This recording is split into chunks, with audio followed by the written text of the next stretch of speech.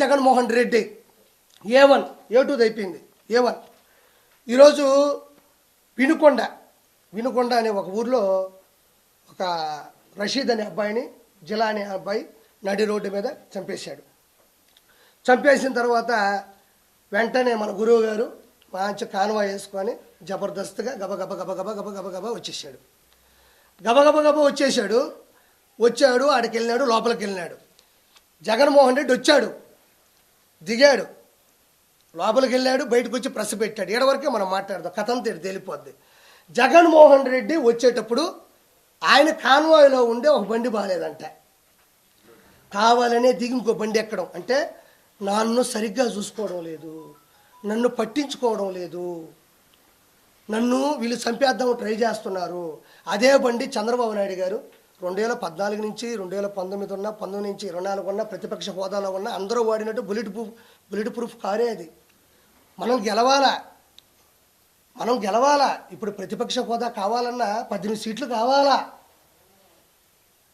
మనం అలాంటి కాన్వాయ్ కావాలన్నా మనం గెలవాలా. మనం గెలవకుండా మనకు కావాలా అంటే కుదరదేడా. IAS ఉంటుంది, IPS ఉంటుంది, ఇక్కడ MLC ఉంటుంది, లేకపోతే మన MLA ఉంటుంది, మెంబర్ ఆఫ్ లెజిస్లేటివ్ అసెంబ్లీ ఉంటుంది, లేదా మెంబర్ ఆఫ్ లెజిస్లేటివ్ కౌన్సిల్ ఉంటుంది. దానికి తేడా ఉంటుంది.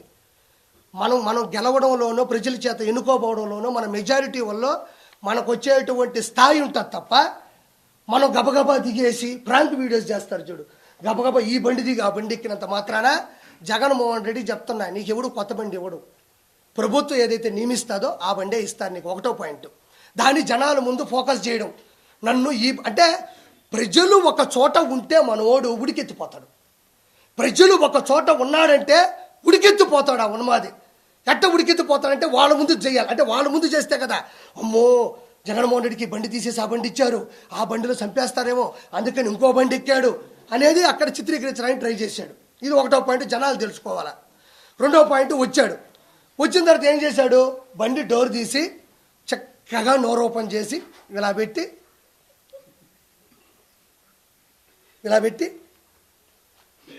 అన్నాడు. నిజంగా అన్నాడా లేదా? అన్నాడు, 100% అన్నాడు. ఒరే మనం ఏం మనుషులవి, మనం ఏడుండాము. ఒక మనిషి అక్కడ రక్తపాతంలో తలకాయ తెగిపడిపోయి 2 చేతులు తెగిపోయి ఆడ పడిపోయి చచ్చిపోయి వాళ్ళు ముస్లింలు మైనారిటీ అక్కడ పడుకొని ఏడుస్తూ ఉంటే మనోడు బండి దిగడం ఒక సినిమా. 4 పార్ట్లు చెప్తున్నా ఈ సినిమాలో నేను. మొదటి పార్ట్ బండి దిగే ఒక పార్ట్, రెండో పార్ట్ డోర్ ఇట తీసి ఇట్ట పెట్టి చేతులు ఇట్ట పెడతాడు, మళ్ళీ ఈ 2 ఇట్ట గొవ్వగా ఇట్ట పెట్టి ఇట్ట పెడతాడు. ఆడ మనిషి చచ్చిపోయి ఉన్నాడు. ఎవరన్నా అడ్డొచ్చినప్పుడు నువ్వు ప్రజాస్వామ్యంలో ఒకసారి సీఎం అయినోడు, చీఫ్ మినిస్టర్ ఆఫ్ ఆంధ్రప్రదేశ్ అయినోడివి, 5 సంవత్సరాలు పరిపాలించినోడివి, అక్కడ అంత పెద్ద విపత్తు జరిగినప్పుడు వాళ్ళ అమ్మ నాయన అక్కడ కూర్చొని ఏడుస్తుంటే నిజంగా నువ్వు మనిషి అయి ఉంటే, నిజంగా జగన్మోహన్ రెడ్డి నిజంగా మనిషి అయి ఉంటే ఫస్ట్ నువ్వే కదా డోర్ తీసింది. నీకు కూడా పోలీస్ సెక్యూరిటీ ఉంటుంది కదా. నీ బండి మీద అడ్డంగా ఎవడిచ్చి పడిపోతాడు? నువ్వు కావాలనే డోర్ తీయడం, కావాలనే బండి తీయడం, దాని మీద జనాలు పెట్టడం, నా రేంజ్ ఇది కాదు అని చెప్పడం. ఇది ఎప్పుడు చెప్పాలబ్బా?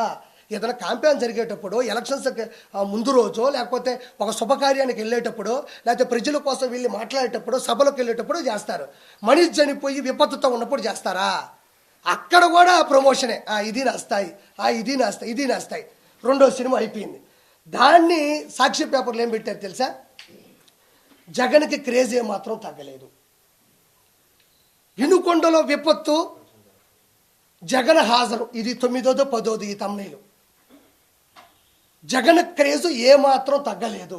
ఎవడైనా మనిషి అన్నాడు, మృగజాతికి పుట్టాడు తప్ప, ఇదిగా తప్ప ఎవరైనా మనిషి అన్నాడు విపత్తులో వినుకొండలో ఒక సంచలనం జరిగితే జగన్ క్రేజు ఏమాత్రం తగ్గలేదు అని ఎక్కడైనా ఏ పేపర్లైనా వేస్తారా, ఏ టీవీలైనా వేస్తారా? ఒకసారి యూట్యూబ్లో తొంగి చూడండి ఒకసారి.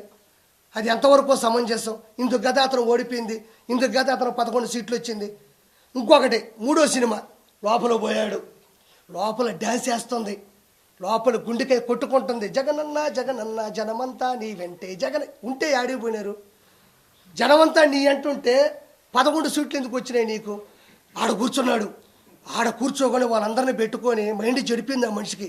పెట్టుకొని ఇంకా స్టార్ట్ చేశాడు, ఏం కాదమ్మా నీ కొడుకుకి న్యాయం జరుగుతుంది, నేను ప్రతిపక్ష హోదా లేకపోయినా ప్రతిపక్ష నాయకుడిగా ఉన్నాను, నేను పోరాడతాను, నేను నిలదీస్తాను, నీ బిడ్డ పోవడం నాకు బాధగా ఉంది. ఆడిపోయి అమ్మ ఒడమ్మా మనిషికి 15,000 అన్నాడమ్మా, ఒకరికి 15, ఇద్దరికి 30 చెప్తారా? వాళ్ళకి అర్థం కాదు, నోరు తెరుచుకొని చూస్తూ ఉన్నారు. అతను కూడా ఏమన్నా ఏడుస్తాడేమో, అతను కూడా ఏడిస్తే మనం కూడా పైన పడిపోయి ఏడద్దామో, బాధ ఉండట్లేదు ఎవరికైనా, బాధ ఉండట్లేదు ఎవరికైనా. మనం కూడా అమ్మ నాయన చచ్చిపోయినప్పుడు తట్టకని ఎవరిని వస్తే పైన పడి ఏడ్చేస్తాం. వాళ్ళంత బాధ తప్ప హృదయంతో ఉంటే ఇతను పోయి మనిషికి 15,000, ఇంకోటికి 30-45,000 అన్న వాళ్ళు బెత్తరపోయి చూస్తున్నారు. ఈయన్ని ఏడెందుకు చెప్తున్నాడు అంటే అతనికి ఎక్కడ ఏం మాట్లాడాలో తెలియనంత మనస్తాపానికి గురైపోయినాడు, మనస్సు చెలించిపోయింది, ఒక సైకో అయిపోయినాడు. అతను ఎర్రగడ్డ మెంటల్ హాస్పిటల్ చేర్పించడంలో ఎటువంటి సందేహం లేదు. DNA టెస్ట్ తర్వాత జగన్మోహన్ రెడ్డి మానసిక టెస్ట్ కూడా చేయాలా, ఇది 100% అయిపోయింది. అక్కడికి పోయి ఎవరైనా అమ్మఒడి గురించి మాట్లాడతారా? దాని తర్వాత బయటకు వచ్చాడమ్మా, బయటకు వచ్చినప్పటి నుంచి వణకుతున్నాడు ఆ మనిషి. ఎందుకంటే అక్కడ ఉండేది ఒక సాక్షి మాత్రమే కాదు కదా, 100-150 శాలలు ఉన్నాయి. ఎవరు ఏమడగతారో ఏది అడిగితే మన సమాజం చెప్పండి టకటకటకటి పెట్టేశాడు అంతే. ఇంకా టకటక 1 by 1 వెళ్తున్నాడు. ఇది తప్పు. కళ్ళు మూసి కళ్ళు తెరిస్తే మన ప్రభుత్వం వచ్చేస్తుంది. రాష్ట్రపతి పాలన కావాలా, ఈవీఎం ట్యాంపరింగ్లు, ఫస్ట్ ప్రత్యేక హోదా కావాలా, తర్వాత ప్రతిపక్ష హోదా కావాలా, తర్వాత ఈవీఎం ట్యాంపరింగ్లు, ఆ తర్వాత కళ్ళు మూసి కళ్ళు తెరిస్తే 5 సంవత్సరాలు అయిపోతాయి. ఆ తర్వాత రాష్ట్రపతి పాలన కావాలా. పెట్టుకున్నాడు, చదువుకుంటూ వెళ్తా ఉన్నాడు. పాపం ఎవరో ఒక వ్యక్తి వచ్చి మధ్యలో సార్ అన్నాడు, నువ్వు ఆంధ్రజ్యోతి అన్నాడు. సార్ అంటే మొహం చూసిన తర్వాత కింద చూస్తే కదా ఆంధ్రజ్యోతి ఏదో తెలుస్తుంది. గబక్కని ఇది ఆంధ్రజ్యోతి అనే అతని మీద సీరియస్ అయిపోయినాడు. ఎందుకు సీరియస్ అయిపోయినాడు? అతను ఒకటి రాసుకో ఉన్నాడు, అది రాసుకుని అతను పంపించేసేయాలి. మీరు మధ్యలో క్వశ్చన్ అడిగితే మీరు ఏం క్వశ్చన్లు అడతారు తెలుసా? సార్ మాచర్ల నియోజకవర్గంలో గుండ్లపాడు అనే గ్రామంలో తోటా చంద్రయ్యని జై చంద్రబాబు అన్నారని కట్టం కోసేశారు, అప్పుడు మీరు ఎందుకు పరామర్శించలేదు అని మీరు అడగతారని భయంతో మీ మీద కసురుకున్నాడు. అమర్నాథ్ గౌడిని ఒక 10వ తరగతి చదువుతున్న కుర్రాడు వాడు అక్కను పట్టుకొని ఏదో తప్పుడు మాట్లాడి ర్యాగింగ్ చేస్తే తట్టుకోలేక నిలదీస్తే కిరోసిన్ పోసి కాల్చేస్తే మీరు ఎందుకు పరామర్శించలేదని మీరు అడగతారని భయపడ్డాడు.